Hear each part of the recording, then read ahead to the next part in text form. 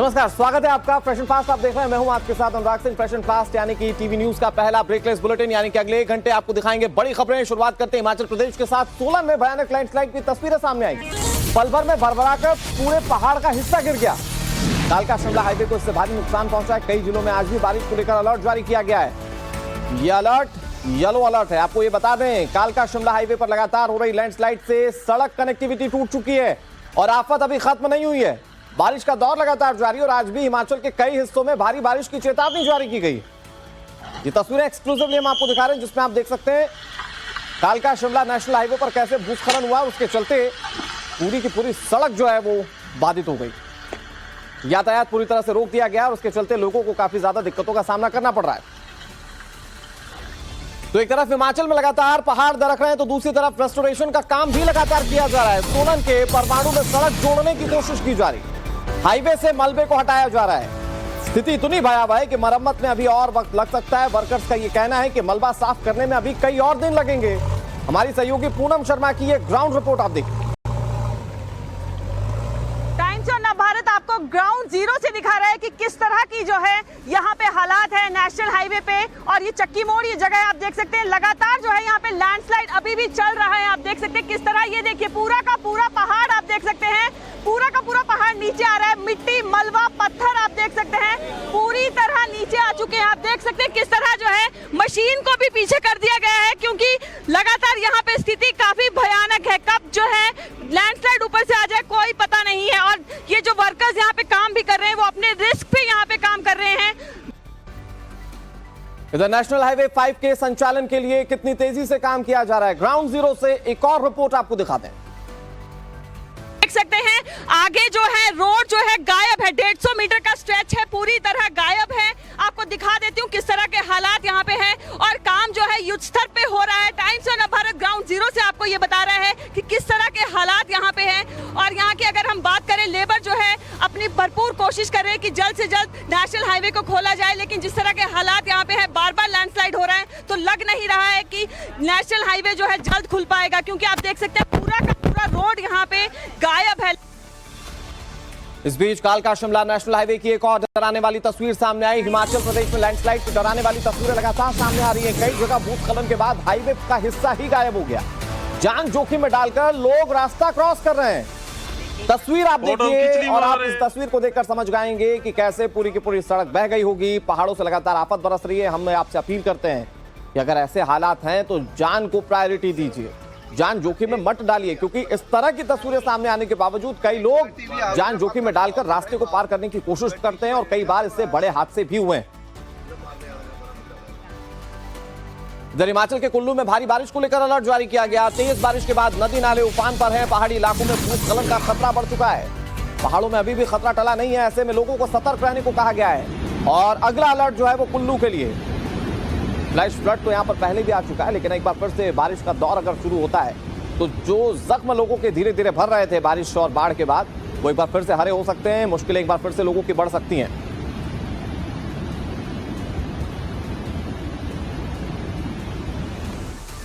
और एक बड़ी खबर आपको बता दें, गौरीकुंड हादसे में 4 लोगों की मौत हो गई है। पानी में बहे 15 लोग अभी भी लापता बताए जा रहे हैं। एसडीआरएफ की टीम मौके पर रेस्क्यू ऑपरेशन चला रही है। गौरीकुंड में अचानक आए लैंडस्लाइड में 3 दुकानें बह गई थी। नदी के तेज बहाव में कई लोग बह गए, जिसमें से 15 लोग लापता बताए जा रहे हैं। लापता लोगों की तलाश में उत्तराखंड पुलिस का सर्च ऑपरेशन लगातार जारी है। ये तस्वीरें आप देख रहे हैं कैसे वहां पर रेस्क्यू करने की कोशिश की जा रही है। आप इन तस्वीरों में देख सकते हैं 3 दुकानें यहां पर गौरीकुंड से बहती हुई दिखाई दी थी और उसके बाद कई लोगों के लापता होने की बात सामने आई है। कई लोगों के मौत की पुष्टि हो चुकी है, लेकिन जो लोग लापता हैं उन्हें लेकर कैसे रेस्क्यू ऑपरेशन चलाया जा रहा है, ये आप तस्वीरें देख रहे हैं, एसडीआरएफ की तस्वीरें, जिसमें आप देख सकते हैं कि कैसे रस्सी के सहारे लोगों को इस पानी के तेज बहाव में ढूंढा जा रहा है। इधर रुद्रप्रयाग में भारी बारिश से नदी नाले उफान पर आ गए। पानी के तेज बहाव के बीच गाड़ी फंस गई, बाल बाल बची है कार सवार लोगों की जान। तस्वीर रुद्रप्रयाग के जखोली ब्लॉक की है। मयाली क्यूंखार कोटी रोड, जिस पर अचानक आए फ्लैश फ्लड से गाड़ी फंस गई। बताया जा रहा है कि सभी को सुरक्षित बाहर निकाल लिया गया। और अब मैं आपको तस्वीरें दिखाने की कोशिश करता हूं, फ्लैश फ्लड कैसे आया और उसके बाद कैसे वहां पर स्थिति और विकराल हो गई। देखिए ये तेज बहाव पानी का यकायक आ गया। ये तो अपने रास्ते जा रही थी गाड़ी, ये सफेद कलर की जो गाड़ी देख रहे हैं आप, ये तो अपने रास्ते जा रही थी, अचानक पहाड़ों से फ्लैश फ्लड आया और उसके बाद ये गाड़ी कैसे फंस गई। बड़ी बात यह कि जिस वक्त ये फ्लैश फ्लड आया इस गाड़ी में कई लोग सवार थे, बहुत मुश्किल से लोग जान बचा पाए क्योंकि अचानक आए इस खतरे को लोग भाप नहीं पाए थे, वो बीचों बीच फंस गए, लेकिन आखिरकार उन्हें पानी के बीच से निकाल लिया गया। ये तस्वीरें कितनी विकराल हैं आप इन तस्वीरों में देख सकते हैं और इससे स्थिति आप आसानी से समझ गए होंगे कि वहां पर जो गाड़ी में मौजूद लोग हैं उनकी जान कैसे फंस गई। इधर उत्तराखंड के देहरादून में भी मूसलाधार बारिश के बाद नदी नाले उफान पर हैं। शिमला बाईपास में पानी के तेज बहाव में कार फंस गई। ये तस्वीर इस वक्त टीवी स्क्रीन पर आपके सामने है। पानी के लहरों के बीच गाड़ी फंसी हुई है। स्थानीय लोगों ने ड्राइवर को बचा लिया और जेसीबी के जरिए गाड़ी को भी बाहर निकाल लिया गया। कार में सवार लोग देहरादून से पांवटा साहिब जा रहे थे और वो गांव के तत्परता के चलते बच पाए, नहीं तो कोई बड़ा हादसा हो सकता था। गांव के लोग वहां पर बहुत मुश्किल भरे हालातों में गाड़ी से लोगों को निकालने की कोशिश करते रहे और आखिरकार उन्हें कामयाबी हाथ लगी। न सिर्फ गाड़ी के लोगों को बचा लिया गया बल्कि जेसीबी के माध्यम से बाद में गाड़ी भी निकाली। बात मध्य प्रदेश की करते हैं। भारी बारिश से नर्मदा नदी उफान पर है। मंडला में खतरे के निशान से ऊपर बह रही है मां नर्मदा। मंडला में नदी के ऊपर बने इस पुल तक नर्मदा नदी पहुंच चुकी है। लगातार बढ़ रहे जल स्तर से पुल के ऊपर पानी बढ़ने का खतरा है। डिंडोरी समेत कई हिस्सों में तो नर्मदा के उफान से गांव का संपर्क आपस में टूट चुका है।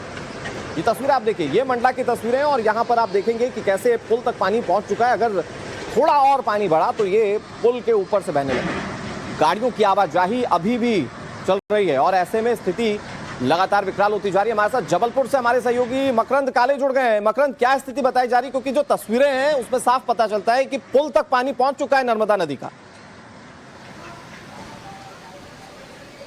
देखिए, बरगी डैम के 19 गेट खोले जा चुके हैं। कल पहले 15 गेट खोले गए थे, उसके बाद 17 हुए, अब 19 गेट खोल दिए गए हैं क्योंकि मंडला डिंडोरी का जो पूरा इलाका है ये कैचमेंट एरिया है नर्मदा के बरगी डैम का। 420 फीट से ऊपर पानी वहां पर बढ़ चुका था, इसीलिए 1.76 मीटर गेट खोलने की जरूरत पड़ी।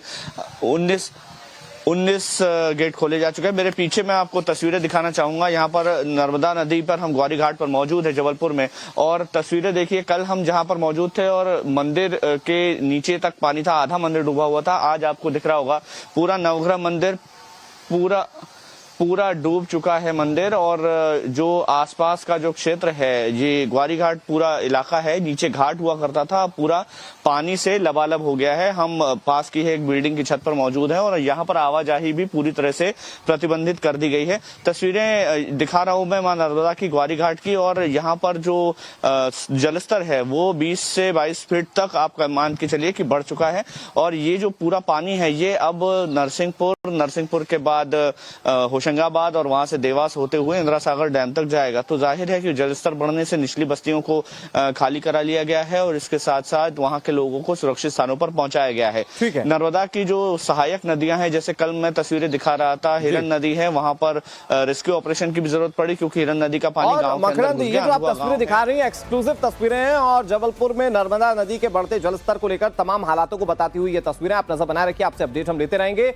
बात ओडिशा की करते हैं। कई हिस्सों में बाढ़ से हाहाकार मचा हुआ। हीराकुंड डैम में भारी मात्रा में पानी छोड़ा गया। वाटर डिस्चार्ज के बाद निचले इलाकों के लिए अलर्ट जारी कर दिया गया है। आपको बता दें कि बाढ़ के बीच हीराकुंड डैम का जलस्तर बढ़कर 616 फीट पहुंच गया है।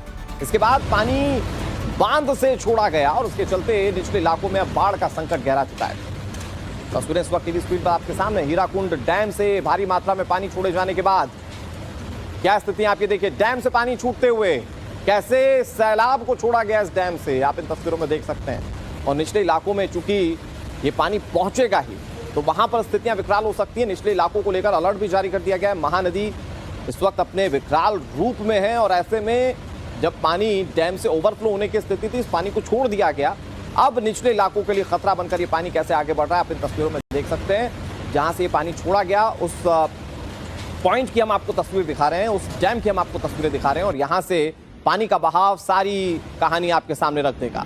अब आपके सामने 5 तस्वीरें टीवी स्क्रीन पर देखिए, पानी का प्रहार कैसे जारी है। हिमाचल प्रदेश से लेकर यूपी, उत्तराखंड, हर तरफ पानी का प्रहार है और ऐसे में लोगों के लिए मुसीबतें किस तरह से होंगी आप इन तस्वीरों में देख सकते हैं। कई जगहों पर तो रेस्क्यू ऑपरेशन एनडीआरएफ और एसडीआरएफ की टीमों को चलाना पड़ा।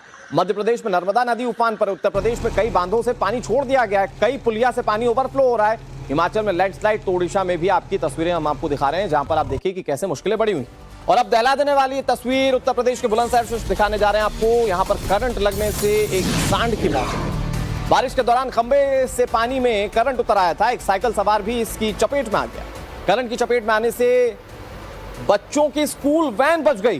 बुलंदशहर में गुलाबटी में मैन बाजार में यह हादसा हुआ है। दिल दहलाने वाली यह घटना एक दुकान में लगे सीसीटीवी कैमरे में कैद हो गई, जिसमें आप देख सकते हैं कि सड़क पर पानी भरा हुआ है, सांड पीछे खड़ा है और बच्चों से भरी स्कूल वैन वहां पर आ रही है। लेकिन रास्ता रोके खड़े सांड की वजह से गाड़ी आगे नहीं बढ़ पाती और सांड जब आगे बढ़ता है तो वो करंट की चपेट में आ जाता है। पल भर में तड़प कर उसकी मौत हो जाती है।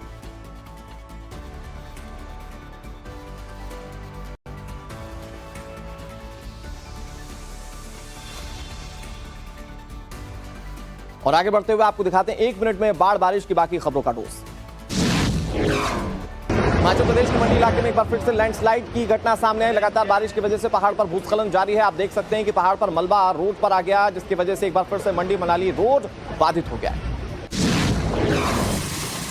कटनी जिले में पिछले 48 घंटे से लगातार बारिश का दौर जारी है, जिसकी वजह से शहर के कई इलाके पानी में डूबे हुए हैं। चारों तरफ से पानी पानी दिखाई दे रहा है। जल जमाव की वजह से सड़कें भी नजर नहीं आ रही, घरों में भी पानी घुस रहा है, कई मकानों में दरारें पड़ चुकी हैं। महानदी सहित कई दूसरे इलाकों में नदियां खतरे के निशान से ऊपर बह रही हैं। लखीमपुर खीरी के 3 ब्लॉक्स में शारदा और घाघरा नदी ने तांडव मचा रखा है। जलस्तर बढ़ने की वजह से लगातार कटान जारी, जिसकी वजह से वहां लोग सड़क पर आ गए हैं। प्रशासन की ओर से पीड़ितों को सुरक्षित स्थानों पर बसाने के निर्देश दिए गए। और पहाड़ी क्षेत्र में भारी बारिश की वजह से क्षेत्र की बरसाती नदियों में भारी बाढ़ आ गई है। सिद्धपीठ शाकंभरी देवी में नदी में बाढ़ आ गई। आप देख सकते हैं कि कैसे सड़क पर सैलाब दौड़ पड़ा। फ्रेश एंड फास्ट में अगली खबर हरियाणा हिंसा को लेकर। हिंसा में अब तक 102 एफआईआर दर्ज कर ली गई है। नूंह, फरीदाबाद, गुरुग्राम और पलवल में एफआईआर दर्ज की गई है। हिंसा मामले में अब तक 202 लोगों की गिरफ्तारियां हो चुकी हैं। एहतियातन पुलिस ने 80 लोगों को हिरासत में ले लिया है। नूंह हिंसा के बाद हरियाणा के कई हिस्सों में अब भी तनाव है, जिसके चलते नूंह में इंटरनेट सेवाओं को बंद कर दिया गया। कई इलाकों में धारा 144 लागू कर दी गई है। इस बीच नूंह पुलिस ने हिंसा के मामले में बड़ा एक्शन लेते हुए रोहिंग्याओं की 250 से ज्यादा झुग्गियों को ध्वस्त कर दिया है। तो इस मामले में अब बुलडोजर कार्रवाई भी सामने आ रही है। दूसरी तरफ कई गिरफ्तारियां हो चुकी हैं और अब लगातार पूछताछ का सिलसिला भी जारी है कि कहीं इसके पीछे कोई बड़ी साजिश तो नहीं थी। नूंह में हमारी पुलिस लगातार काम कर रही है और अब तक 102 एफआईआर दर्ज हो चुकी हैं। 202 लोगों को गिरफ्तार किया गया है। 80 लोग प्रिवेंटिव डिटेंशन में हैं और हम एक भी निर्दोष को सज़ा ना मिले और दोषी एक भी ना छूटे, इस सिद्धांत पे हमारी पुलिस काम कर रही है। इसलिए पुख्ता सबूत इकट्ठे करके ही ये कार्रवाई की जा रही है। और नूंह हिंसा को लेकर इस वक्त की सबसे बड़ी और अहम खबर टाइम्स नाम नवभारत आपको बताने जा रहा है। हिंसा मामले में टाइम्स नाम नवभारत एक बड़ा खुलासा आपके सामने रखने जा रहा है। अरावली पहाड़ी के घने जंगल में छिपे हैं हिंसा के आरोपी। गिरफ्तारी के डर से जंगलों में छिपे हैं कई उपद्रवी। जंगल में छिपे उपद्रवियों के पास अब भी हथियार मौजूद हैं। पुलिस को देखते ही अपनी लोकेशन बदल रहे हैं उपद्रवी। ये बड़ी जानकारी है। अरावली पहाड़ी से वीएचपी की यात्रा पर फायरिंग हुई थी। जब हमारी टीम अरावली के पहाड़ियों पर पहुंची तो हमने बकरी चराने वाले चश्मदीदों से बातचीत की, जिन्होंने नूंह हिंसा के बाद से कई पहाड़ियों में छिपे होने की बात, कई लोगों के पहाड़ियों में छिपे होने की बात बताई। बातचीत के दौरान यह भी पता चला कि इस घने जंगलों में चरवाहों को हिंसा के आरोपियों के बीच जाने से डर भी लग रहा है, क्योंकि ऊंचाई पर उनके पास कई हथियार मौजूद हैं। हम इस वक्त उन्हीं अरावली पहाड़ियों के बीच में हैं, जो अरावली पहाड़ियां जो हैं जिनके बीच में महादेव का मंदिर है। और जब ये हिंसा हुई थी तो आरोप ये है कि इन्हीं पहाड़ियों से कुछ लोग जो हैं वो लगातार पत्थर फेंक रहे थे, गोलियां चला रहे थे। साथ ही साथ अब ये बताया जा रहा है कि कुछ लोग जो हैं वो इन्हीं पहाड़ियों में छिपे हुए हैं। और जब हमने उपद्रवियों के छिपे होने के चश्मदीदों से बात की तो उन्होंने अपनी तरफ से क्या बताया, आप ये देखिए। अभी आप ये बता रहे थे कि डर हमें तेंदुआ या अजगर से नहीं है, जो लोग ऊपर छिपे हैं उनके पास क्या कुछ है ये आप लोगों को नहीं पता। वह जी मतलब उनके पास मतलब हथियार रखते हैं जी। वो हथियार रखते हैं? हाँ अच्छा, तो जाहिर तौर पर अगर अनजान आदमी को ऊपर देखेंगे तो उस पर वो हाँ उस पर फायरिंग कर सकते हैं जी। टॉप मैंने वहाँ से देखा था अपने खेत पे से। अच्छा टॉप पर दिखते हैं आदमी, वहाँ बंदा सारे दिख रहे जितने भी आते हैं। उससे पहले दो दिन पर जिस दिन घटना हुई उस दिन एक दिन बाद हाँ। कम से कम मतलब 50 लोग यहाँ थे। 50 लोग हैं यहाँ थे? कम से कम 50 जिस दिन घटना हुई उस दिन एक दिन बाद। अच्छा। और इस बीच मोनू मानेसर को लेकर हरियाणा के गृह मंत्री अनिल विज का बड़ा बयान सामने आया है। मोनू मानेसर हर हालात में पकड़ा जाएगा, अनिल विज ये कह रहे हैं। उसने अपराध किए हैं तो सजा दी जाएगी। दूसरे राज्यों में जाकर हम भी अपराधियों को पकड़ते हैं। मोनू को गिरफ्तार करना राजस्थान पुलिस की जिम्मेदारी। मोनू मानेसर की गिरफ्तारी के लिए हम सहयोग को तैयार हैं। अनिल विज ने बड़ी बातें कही हैं। राजस्थान सरकार इसे राजनीतिक रंग दे रही है। मोनू मानेसर को पकड़ने को लेकर दरअसल दोनों राज्य एक दूसरे पर सवाल उठा रहे थे और अब अनिल विज का यह बयान बड़ा है।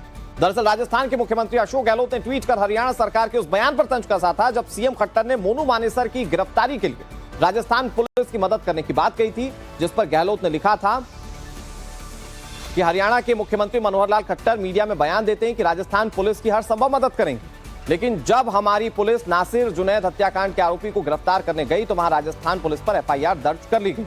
ये बड़ी बातें कही गई थी राजस्थान के मुख्यमंत्री अशोक गहलोत की ओर से और उसके बाद उन्होंने साफ कर दिया था कि हमारी पुलिस पर ही कार्रवाई हो जाती है जब वो अपराधियों पर कार्रवाई करने जाते हैं। हालांकि अनिल विज ने साफ कर दिया है कि दूसरे राज्यों की भी पुलिस दूसरे राज्यों में जाकर कार्रवाई करती है, तो ऐसे में सहयोग करने की बात अनिल विज ने साफ कर दी है।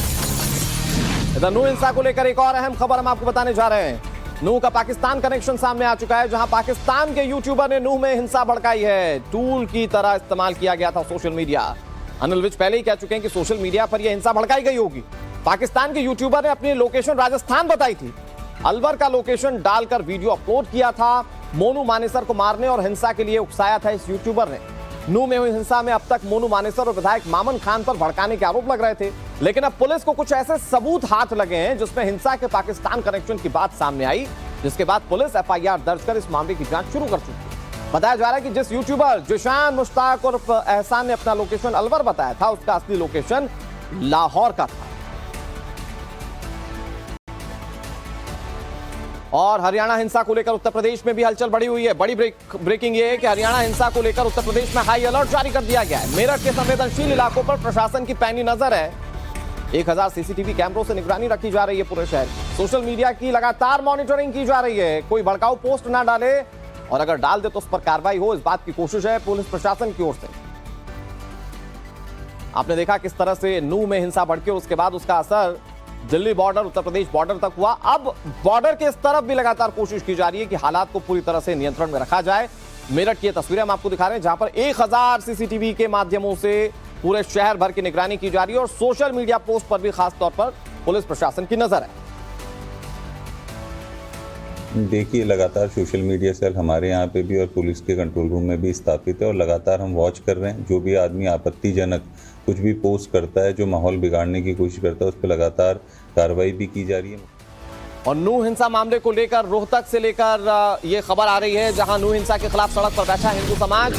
नूह हिंसा के विरोध में हनुमान चालीसा का पाठ किया गया। मस्जिद से 100 मीटर की दूरी पर यह पाठ किया गया है। हिंसा के विरोध में कलानौर बाजार बंद रखा गया था। इस बीच रोहतक के कलानौर में माहौल बिगड़ता देख प्रशासन को मस्जिद के बाहर पहरा देना पड़ा। और तस्वीरें हम आपको दिखा रहे हैं, जिसमें आप देख सकते हैं कि कैसे बाजार बंद है और यहीं पर मस्जिद से 100 मीटर की दूरी पर हनुमान चालीसा का पाठ किया गया।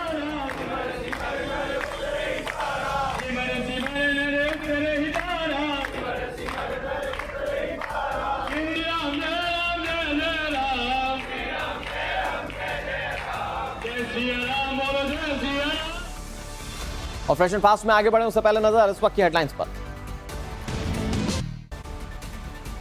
और चलिए आगे बढ़ते हैं, बात करते हैं ज्ञानवापी सर्वे की। ज्ञानवापी में एसआई सर्वे का आज दूसरा दिन है और सर्वे के लिए आर्कोलॉजिकल सर्वे ऑफ इंडिया की टीम ज्ञानवापी पहुंच चुकी है। अब से कुछ ही देर में सर्वे की शुरुआत होगी। आज मुस्लिम पक्ष भी इस सर्वे में शामिल होगा। ये वो मुस्लिम पक्ष है जो पहले के सर्वे में अपने आप को आइसोलेट करता रहा है। ज्ञानवापी परिसर में वजूखाना छोड़कर सभी जगह का सर्वे किया जाएगा। विष्णु शंकर जैन कह रहे हैं कि आज मैं खुद सर्वे के दौरान मौजूद हूं। हिंदू पक्ष के वकील हैं विष्णु शंकर जैन और कानूनी लड़ाई कोर्ट के अंदर लड़ते रहे हैं, ऐसे में आज सर्वे के दौरान वो खुद भी मौजूद रहेंगे। ग्राउंड पेनिट्रेशन रेडार एक टेक्निक है, इसका आप वीडियो भी यूट्यूब पे देख सकते हैं, जिसमें एक मशीन को एक ट्रॉली के माध्यम से उसको चलाया जाता है और एक रेडार क्या कहते हैं, आप कह सकते हैं सेंसर्स फेंके जाते हैं। क्या पता लगेगा? उससे पता लगता है कि इसके नीचे कुछ मौजूद है कि नहीं, कोई हिडन स्ट्रक्चर, टनल फ्लोर है कि नहीं है, शिवलिंग है कि नहीं है, उसके नीचे क्या कोई मूर्तियां हैं कि नहीं है, ये सारी चीजें पता लगती हैं। राम जन्मभूमि में भी डिगिंग से पहले, एक्सकेवेशन से पहले ये प्रक्रिया अपनाई गई थी। तो सर कल मुस्लिम साइड ने अपोज किया था क्योंकि उनका सुप्रीम कोर्ट में मैटर पेंडिंग था, आज एक्सपेक्टेड है कि वो लोग आएंगे, are they legally bound to come? देखिए, लीगली कोई बाउंड नहीं है इसमें आने के लिए। कोर्ट ने ये कहा है अपने ऑर्डर में कि अगर वो पार्टिसिपेट करना चाहते हैं तो वो पार्टिसिपेट कर सकते हैं। There is no mandate to any party to participate, पर ये प्रक्रिया ट्रांसपेरेंट हो, इसके लिए ऑलरेडी पूरी प्रक्रिया वीडियोग्राफ और फोटोग्राफ हो रही है, तो कोई भी इसमें पार्टिसिपेट कर सकता है जिनको कोर्ट ने अलाउ किया। और चलिए बहुत जल्दी से अब आपको सर्वे से जुड़ी कुछ महत्वपूर्ण जानकारियां दे देते हैं। सवाल यह कि क्या सर्वे से ज्ञानवापी का सच सामने आ जाएगा। दरअसल आर्कियोलॉजिकल सर्वे ऑफ इंडिया यानी कि एएसआई की टीम सर्वे कर रही है। एएसआई की टीम में कुल 51 सदस्य हैं। किसी तरह की इसमें खुदाई नहीं की जाएगी, यानी कि परिसर को किसी तरह का कोई नुकसान नहीं होगा। जीपीआर तकनीक से ज्ञानवापी का सर्वे करवाया जाएगा। जीपीआर का मतलब होता है ग्राउंड पेनिट्रेटिंग रडार। जीपीआर में आकार और उम्र मापी जानी। इलेक्ट्रोमैग्नेटिक रेडिएशन सिग्नल का इस्तेमाल इसके लिए किया जाएगा, जिसके चलते किसी भी तरह की कोई हानि वहां पर ज्ञानवापी परिसर को नहीं हुई। अब भले ही ज्ञानवापी सर्वे को सुप्रीम कोर्ट से हरी झंडी मिल गई हो, लेकिन इसे लेकर मुस्लिम पक्ष खुश नजर नहीं आ रहा। दूसरी तरफ बरेली के मौलाना तौकीर रजा ने एक बार फिर से भड़काऊ बयानबाजी दे दी। मौलाना तौकीर रजा का भड़काऊ बयान क्या है वो समझिए। ज्ञानवापी सर्वे को मौलाना ने तमाशा बताया है। ज्ञानवापी पर तमाशे बर्दाश्त नहीं। तौकीर रजा ये कह रहे हैं मुस्लिमों की आस्था का भी ख्याल रखा जाए। आपको सुनाते हैं भड़काऊ बयान में मौलाना तौकीर रजा ने कौन कौन सी बातें कही। जिस तरह आपने बाबरी मस्जिद हासिल की, कोर्ट ने माना कि मुसलमानों का अधिकार है, हमने सब्र किया कि ठीक है आपकी आस्था का मामला है, ले लीजिए। लेकिन अब ज्ञानव्यापी पे वही तमाम तमाशे होंगे, उसके बाद ईदगाह मथुरा पे वही तमाम तमाशे होंगे, तो ये तमाशे बर्दाश्त नहीं किए जाएंगे। ये तमाशे बेहद खतरनाक हो रहे हैं और इससे मुसलमान समाज का नहीं, हिंदू समाज का नहीं, हमारे देश का नुकसान हो रहा है और इस नुकसान को बर्दाश्त नहीं किया जाएगा। और आगे बढ़ते हुए एक और बड़ी खबर आपको बताते हैं। हरियाणा के नूह में आज एक बार फिर से बुलडोजर एक्शन देखने को मिलेगा। नूह में प्रशासन की तरफ से कार्रवाई जारी है। हिंसा में शामिल लोगों के घरों पर बुलडोजर चलेगा। रोहिंग्याओं के खिलाफ कल भी बुलडोजर एक्शन देखने को मिला था और आज एक बार फिर से कई झुग्गी बस्तियां हैं जिस पर कार्रवाई की जा सकती है। कल की तस्वीर है ये, एक्सक्लूसिव तस्वीर, और इसी तरह की तस्वीरें आज भी आपको देखने को मिलेंगी। अवैध रूप से यहां पर बसे हुए लोग, अवैध रूप से जमीन पर कब्जा लोगों के खिलाफ ये कार्रवाई की जा रही है। नूह में हिंसा जो हुई थी उसके बाद लगातार बड़े स्तर पर एक्शन लिए जा रहे हैं और उस एक्शन की एक बड़ी तस्वीर इस वक्त टीवी स्क्रीन पर आपके सामने। Bulldozer action. अवैध रूप से रहने वाले लोग जो कि बताया जा रहा है कि इस हिंसा में भी शामिल हो सकते थे, उस पर आशंकाएं कहीं ज्यादा प्रबल हैं और ऐसे में उनके खिलाफ भी कार्रवाई की जा रही है। आप ये देखिए कैसे बुलडोजर एक्शन कल किया गया और आज भी इस तरह की तस्वीरें जो हैं वो सामने आ सकती हैं। हरियाणा सरकार ये बात साफ कह चुकी है कि बड़े पैमाने पर कार्रवाई की जाएगी और जो भी दोषी होगा उसके खिलाफ बड़े पैमाने पर कार्रवाई होगी ही। फिलहाल जो तस्वीरें हम आपको दिखा रही है बुलडोजर एक्शन की तस्वीरें हैं, जिसमें आप देख सकते हैं कि कैसे यहां पर बुलडोजर एक्शन के तहत कार्रवाई की जा रही है। अनुज हमारे सहयोगी ज्यादा जानकारी के साथ जुड़ गए। अनुज, कल झुग्गियों पर कार्रवाई हुई थी और आज की कमोबेश ये लेटेस्ट तस्वीरें आना शुरू हो चुकी है, क्या जानकारी देंगे आप? जी बिल्कुल, कल जिस तरीके से कुछ घरों पर बुलडोजर चलाया गया था और आज सीधा तस्वीरें आप देख सकते हैं। ये तमाम दुकानें, ये वही दुकानें हैं जो कह सकते हैं कि साफ तौर पे ये कहा जा रहा है कि यहाँ पर अवैध कंस्ट्रक्शन था और जिसे हटाने के लिए फ़िलहाल यहाँ पर एक नहीं बल्कि तीन बुलडोजर जो हैं वो एक्शन मोड में हैं। ये वही रास्ता है जिससे शोभा यात्रा निकली थी और जब हिंसा हुई उसके बाद जो श्रद्धालु थे वो वापस इसी रास्ते से मंदिर की तरफ जाते हैं और ये जो दुकानें हैं ये पहाड़ियों से घिरी हुई दुकानें हैं। आरोप ये है कि इन्हीं पहाड़ियों का सहारा उपद्रवियों ने लिया था, जिसके बाद जमकर उत्पाद मचाया था, जमकर हिंसा की गई थी। लेकिन फिलहाल अब एक तरीके से कहा जा सकता है कि प्रशासन की तरफ से कार्रवाई जो है वो लगातार यहाँ पर की जा रही है। बुलडोजर के जरिए जो अवैध निर्माण हैं उन्हें हटाने की कवायद की जा रही है। जो तमाम दुकानदार हैं यहाँ कई चीज़ों की दुकानें हैं, जिसमें से मेडिकल स्टोर है, बुक शॉप्स है, साथ ही साथ जूस की दुकानें हैं, इतना ही नहीं कॉफ़ी की दुकानें, ये तमाम दुकानें जो हैं जो तस्वीरों में आप देख सकते हैं, इन तमाम दुकानों पर और कितने बड़े पैमाने पर कार्रवाई होती है आप देख सकते हैं किस तरीके से। नजर बनाए रखिए, आपसे तमाम अपडेट्स हम लेते रहेंगे। फिलहाल बहुत शुक्रिया आपका। इधर अयोध्या में राम मंदिर निर्माण से जुड़ी एक नई खबर सामने आई। खबर क्या है दिखाते हैं आपको अगले 30 सेकंड की रिपोर्ट। अयोध्या में राम मंदिर निर्माण का काम जारी है। इसी बीच श्री राम जन्मभूमि तीर्थ क्षेत्र ट्रस्ट ने मंदिर में प्राण प्रतिष्ठा समारोह के लिए अगले साल 21, 22 और 23 जनवरी की तारीख तय की है। इस प्राण प्रतिष्ठा समारोह में देश के 136 सनातन परंपराओं के 25,000 से ज्यादा धर्म गुरुओं को आमंत्रित किया गया है। ये कार्यक्रम पूरी तरह से गैर राजनीतिक होगा और अलग अलग राजनीतिक दलों के मेहमानों को भी आमंत्रित किया जाएगा। पीएम मोदी को भी ट्रस्ट की तरफ से आमंत्रण पत्र भेजा जाएगा। और देश की बड़ी खबरें क्या है ये आपको दिखाते हैं। जयपुर के मोहाना में मामूली कहासुनी होने के बाद दो समुदाय के बीच हिंसक झड़प हो गई है और देखते ही देखते लाठी डंडे भी चले। समस्तीपुर में जमीन को लेकर के गांव वालों ने पुलिस की टीम पर हमला बोल दिया। यहां पर जमीन खाली कराने को लेकर के विवाद इतना बढ़ गया कि पत्थर चलाने लगे और इस पथराव में 2 महिला पुलिसकर्मी सहित 6 पुलिस वाले भी घायल हो गए। छत्तीसगढ़ के बीजापुर में सुरक्षा बलों ने नक्सलियों की बड़ी साजिश को नाकाम कर दिया है। इलाके में सर्च ऑपरेशन जारी। एमपी के पन्ना में जहरीली गैस ने 2 मजदूरों की जान ले ली। बताया जा रहा है कि बोरवेल से निकली जहरीली गैस की वजह से मजदूरों की मौत हो गई।